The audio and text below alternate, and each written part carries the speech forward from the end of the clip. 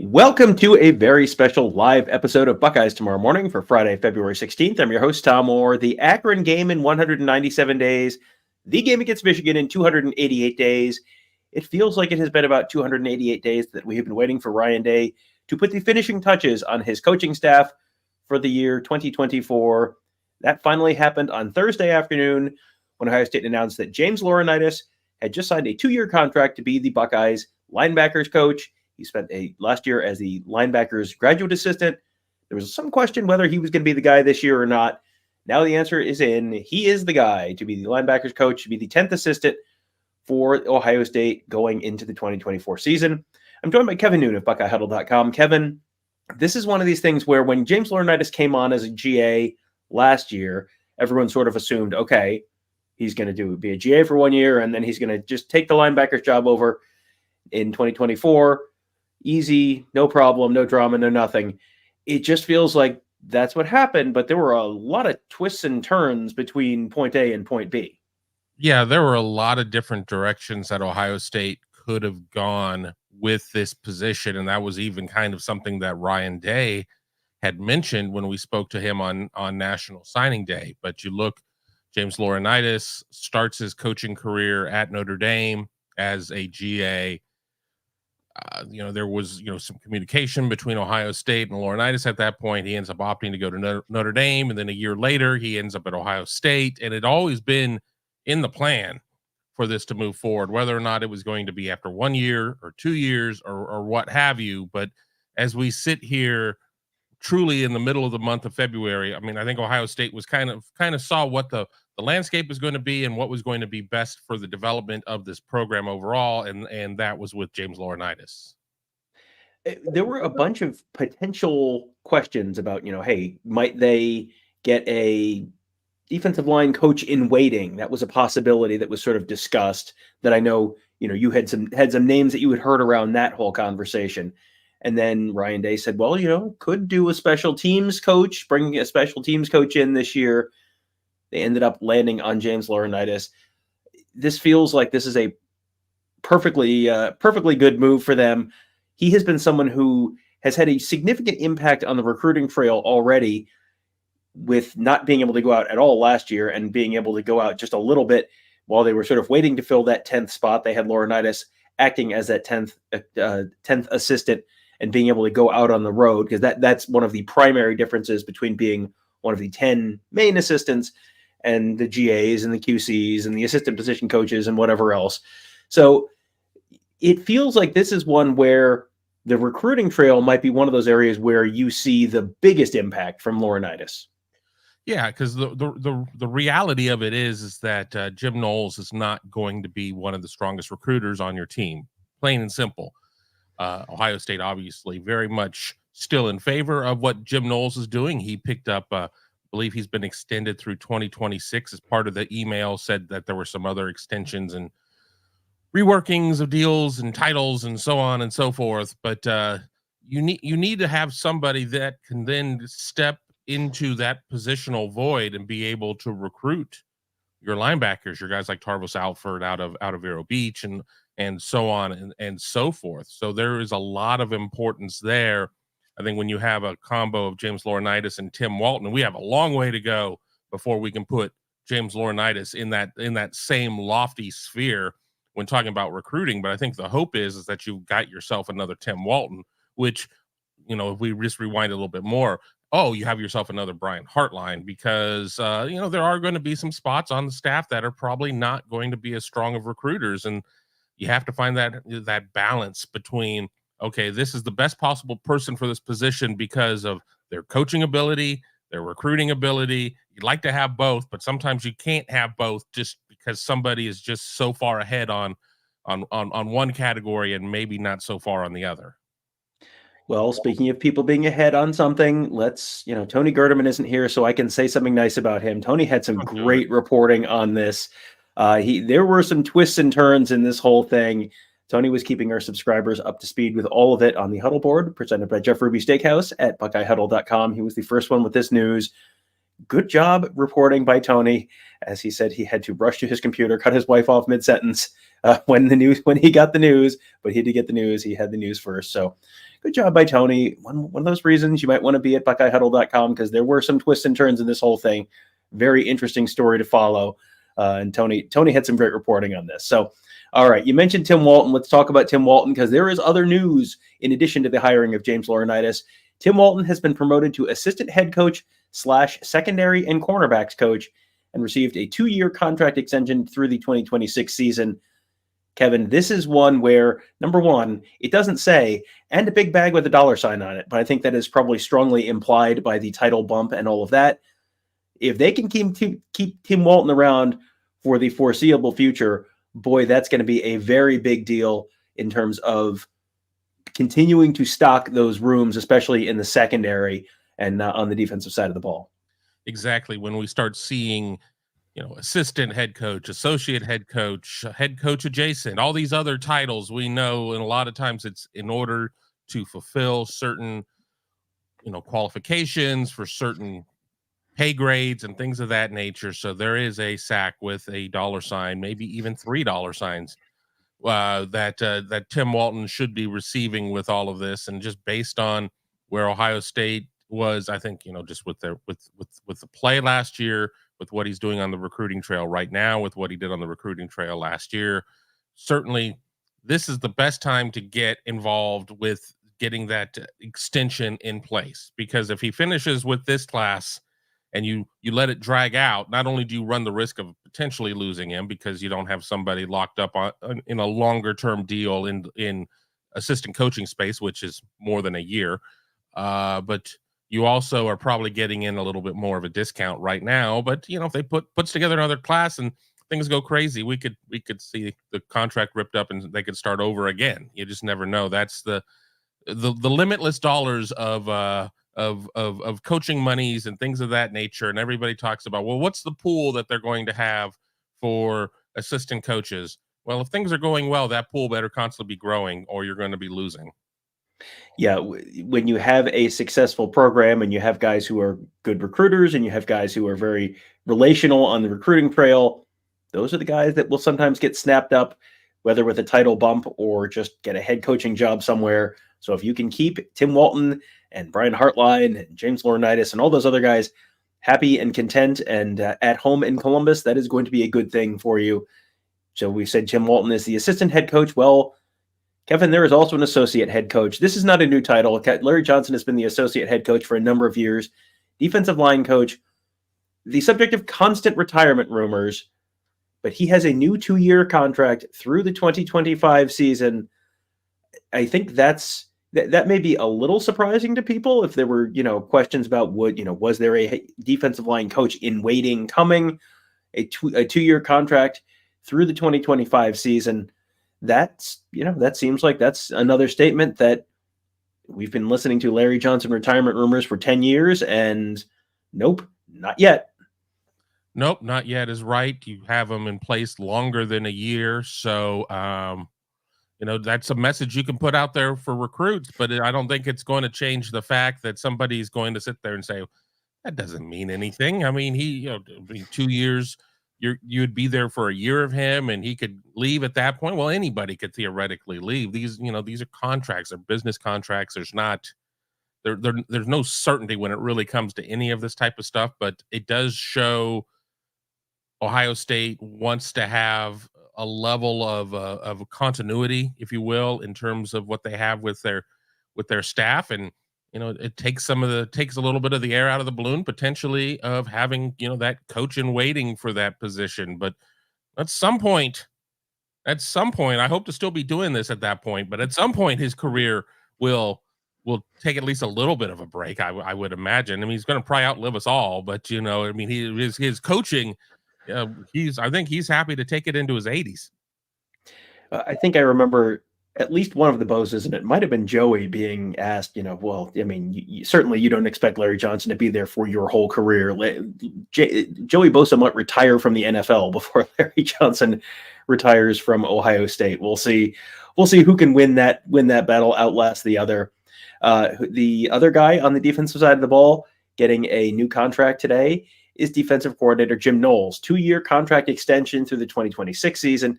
Noles is an interesting one because you have seen the results that I think people were sort of expecting from Noles, where it was first year was okay, second year was okay, really good, and then third year, what is the third year going to look like? Well, feels like it might be better than really good.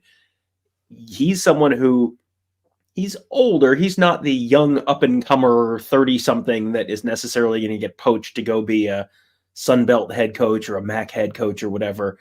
But still, if they can keep Jim Noles around to run the defense as he has been, that's probably a pretty big win for Ohio State as well.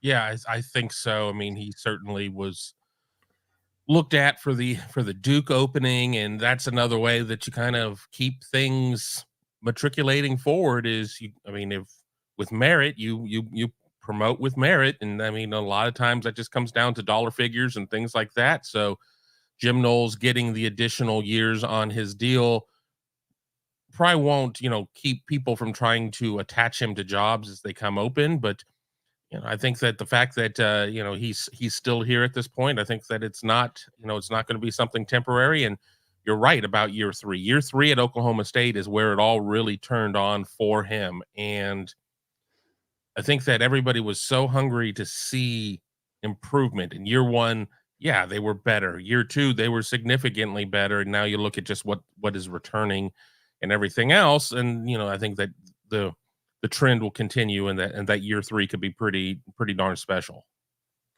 One more addition to the current coaching staff, and a contract extension for tight ends coach Keenan Bailey. One more year that gets him through the 2025 season. One other personnel note, Tony Johnson, who is related, normally you would say, oh, no relation to Larry Johnson. Nope, related to Larry Johnson. Tony Johnson, the son of Larry Johnson, has joined the staff as a senior analyst. So one more addition to the Ohio State coaching staff there, going into the next season. This is, Kevin, I think, what's the takeaway here? I mean, they've really kind of shuffled quite a number of pieces here. When you look at bringing in Chip Kelly, retaining a lot of the guys who they've retained, who were potentially going to get at least looks for other jobs. This feels like close to, I don't know if it's the single best case scenario, but it feels like we're at least, kind of close to a best case scenario for an offseason for Ryan Day on the coaching front, let alone all the other stuff. Well, it shows that addressing needs, and, there certainly was a need to move, however, with special teams. I think there certainly was a need to get, at least another defensive recruiting hammer out there. I think that there were, obviously an offensive coordinator, play caller, all of that is extremely important. But, with what Ohio State has done, I think it just kind of mirrors what we've seen with the portal and some other things like that Ohio State's like, all right, here we go. I mean, you've seen what we've been able to roll out the last couple of years, and it just hasn't quite gotten there. So we're going to really redouble our efforts, if you will. And, we haven't seen any on-field product at this point, but expectations are extremely high. Yeah, expectations are very, very high for this season between the coaching staff and the players that they retained and the players that they added and the recruiting class. I mean, this is about as loaded for bear as you have seen an Ohio State team over the years. I mean, I go back to, what are the seasons with the single, the most hype going into a season? I go back to 1998, 2015. It's sort of weird that a lot of the years where they have all of the hype are not necessarily the years where they win it. They won it the year before the year in 2014, instead of in 2015. 2003 was another year where it was like, boy, they have everyone back, but they just won it the year before. So a little bit of a different dynamic this year. But yeah, definitely a year with a lot of hype. Spring ball starts in less than 3 weeks. We're pretty excited about that. Spring game in less than 2 months. We're pretty excited about that. There's going to be a lot of stuff to talk about. We're hoping to get coach interviews, some returning player interviews, maybe some true freshman interviews all coming up as well. I do want to get to a couple questions here that we had, or comments, I guess. PB says Day is doing everything he needs to do. I mean, I go back, Kevin, to the post game show for the Cotton Bowl, and the stuff we sort of laid out that, like, you probably need to find a veteran play caller. You probably need to do this. You probably need to do that. It feels like they've really kind of gone down that checklist and checked pretty much all those boxes. Yeah, I'm glad that they watch our shows and they took into account all the things that we said there that needed to be done. And it appears that in a large scale, I haven't gone back and watched that show because there was so much positive energy coming out of that show. But sounds like that they've taken our suggestions to heart and that we've seen a lot of those things happen. So I agree with PB as well.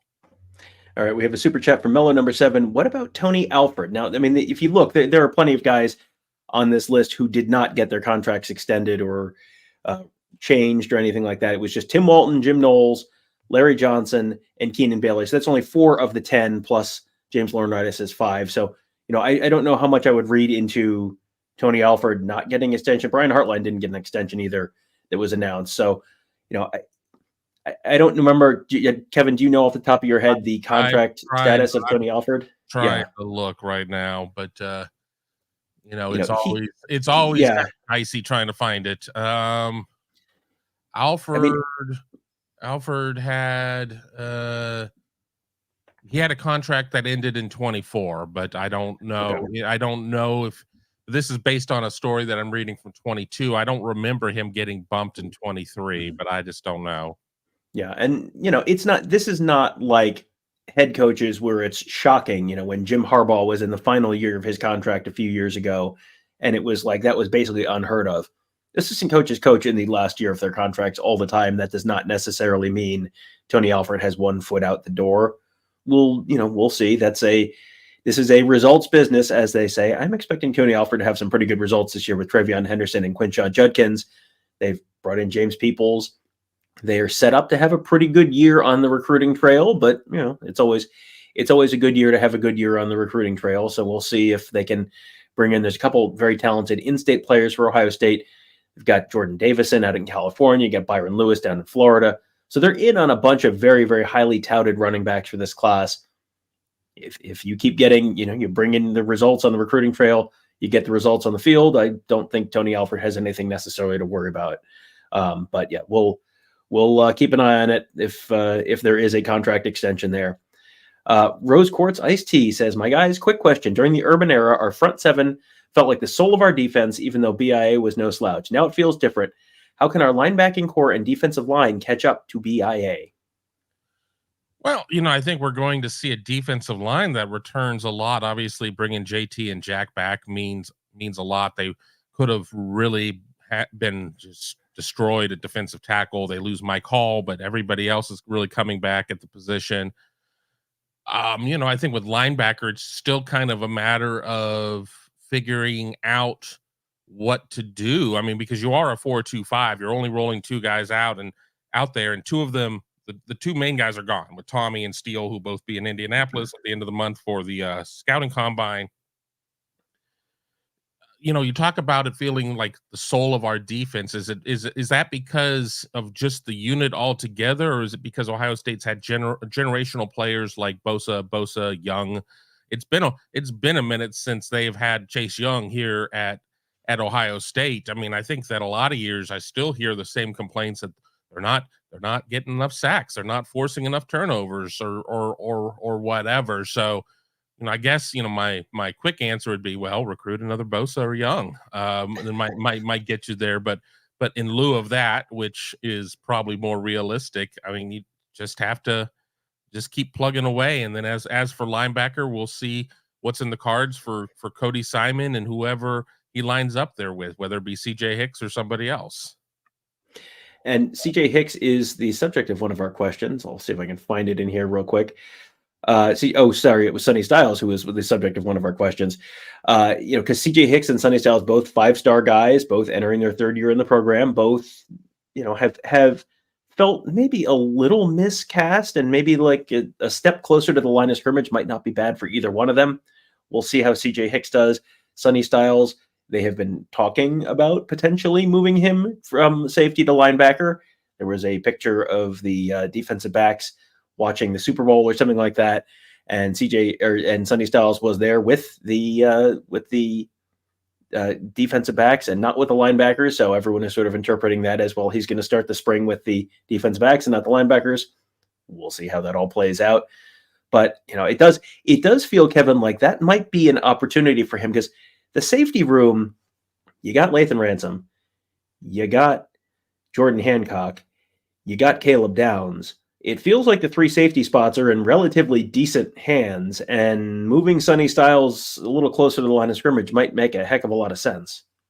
But the thing we have to remember with positional moves is you got to have buy-in from everybody. I mean, the coaches may want to move a player and the player may not want to move. The player may want to move and the coaches may not want to move him. There's a lot of pieces to it. And, I guess until I know more about the situation, I think that, moving down to linebacker makes a ton of sense. I think if you talk to Mark Givler, he thinks moving him down even further to like rush in makes more sense. So, when you're a unique player, it means that maybe there's not a playbook per se that you can draw to. It's like, well, this is exactly how you should be used. And, this is our proof of performance and everything else. So if James Laurinaitis and Jim Noles, if the belief is that they want to move him down, you gotta get everybody else on board with it. And I think it's the right decision, but I'm also not there at every practice to see everything. And I don't know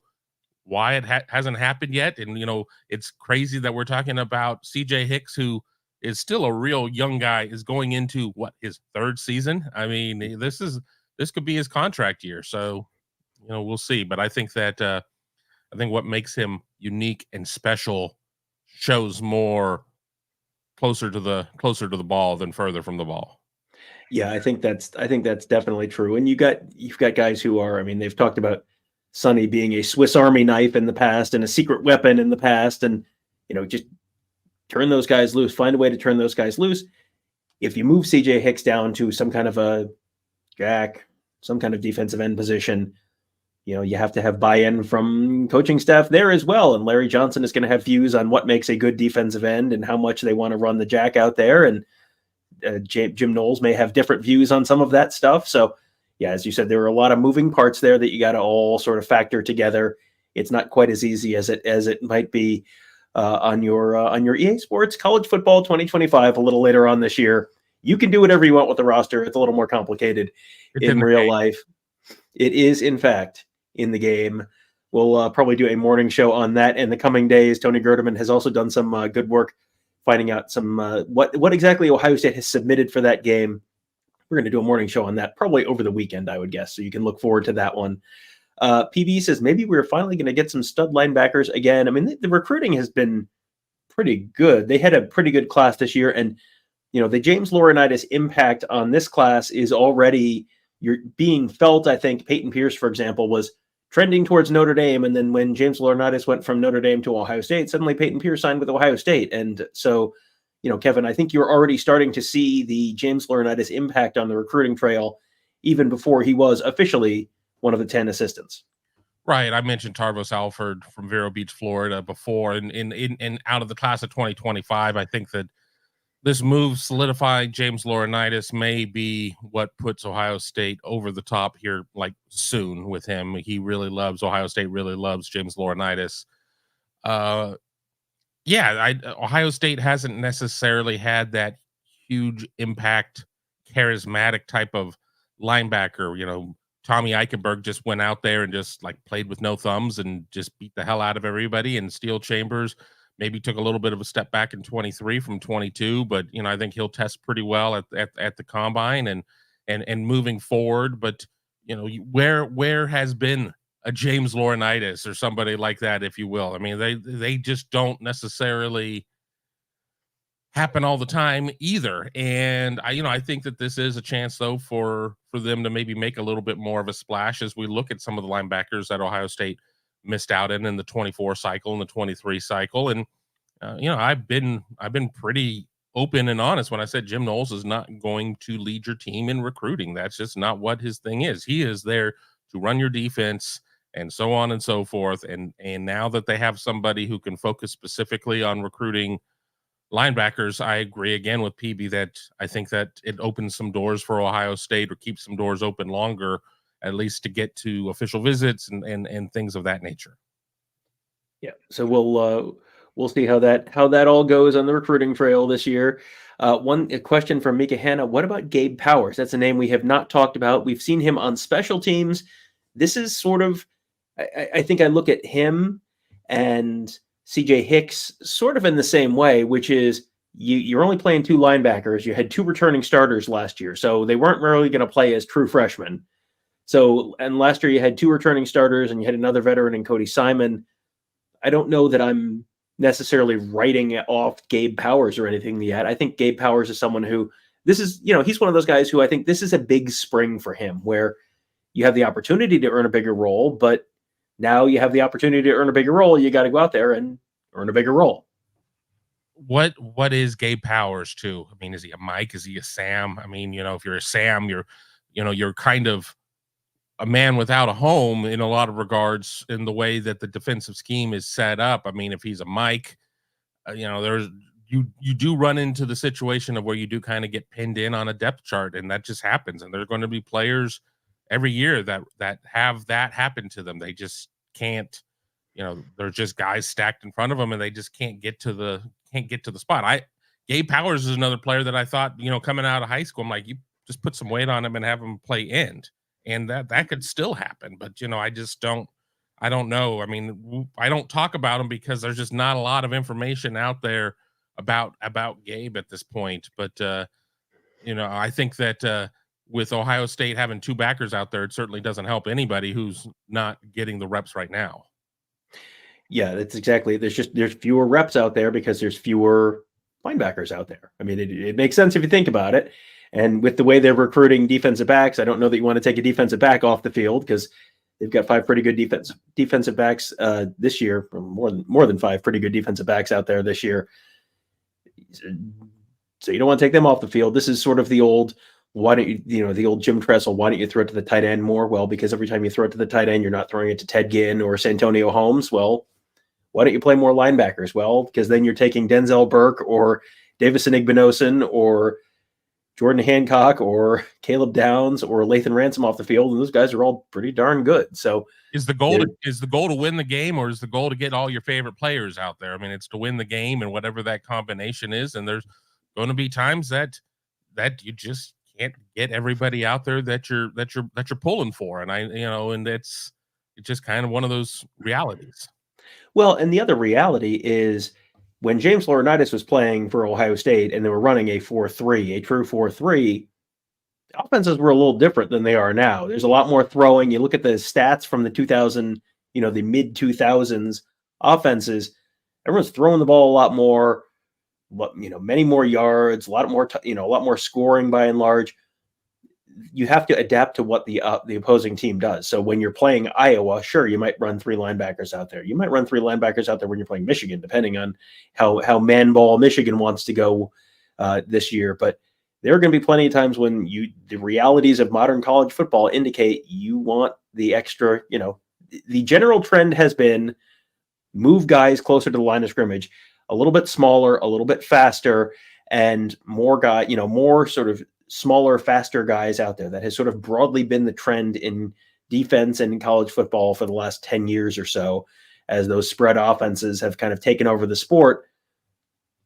Maybe things are going to be things seem like they may be trending a little bit back the other direction, especially, with Michigan winning with not exactly a high flying offense last year.